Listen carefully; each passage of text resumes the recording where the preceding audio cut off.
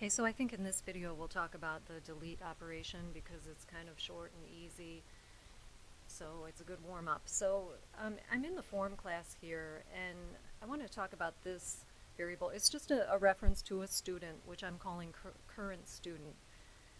So recall that we have a student class here, and with just like an ID, a first name and a last name. And so that's just a basic student, and in the delete operation, let me see here. Oh no, before I get there, I want to talk about this, the binding source. When I double click that, this is a very important line that you should not forget. Every time you land on a new record, whether you're going back or next or whatever, this event fires, that binding source current changed. So every time I land on a record, I want to isolate the current student, whichever student we just landed on and are looking at.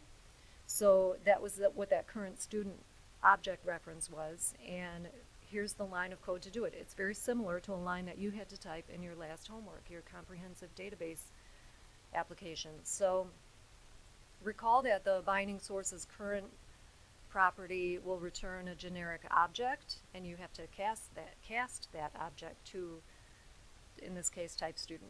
So anyway, don't forget that line. And so basically, when we click the delete button, I did put something in so we can ask the user if he or she is certain about deleting the student.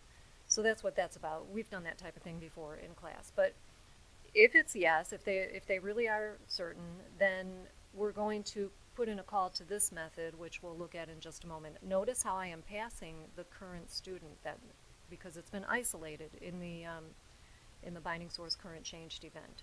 So the current student, whomever we're looking at, is going to be passed to the data layer. Now let's look at the data layer. Delete. Where is it? Okay, so here's the student, the current student that was just passed coming through the door. We're putting it into a variable called S, or a parameter called S. And we're opening the connection. We are putting a SQL statement here, delete from, the table is called MIS254, where ID equals question mark. Remember, the question mark is a placeholder.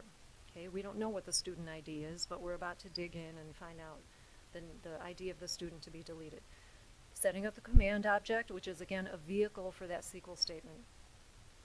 And then we have to, for every question mark, and luckily there's only one here, but for every question mark you have to have a parameter object to satisfy that question mark. So in this case, it's a parameter object to represent the ID.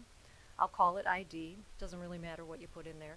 And the value, but this is the important part, the value that I'm passing to that parameter is from the student that came through the door in S dot student ID. Okay, reference to that property, the student ID property. That's the ID of the person we're deleting.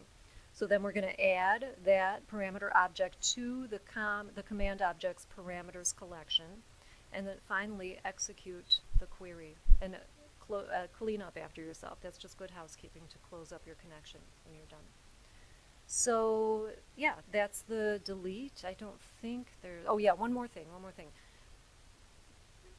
That will definitely delete the student from the database, what I just showed you. It's a done deal, okay? But if you don't remove that current student from the binding source, you're still going to be looking at that student and being like, wait a minute, I just deleted this student. Why am I still looking at this student?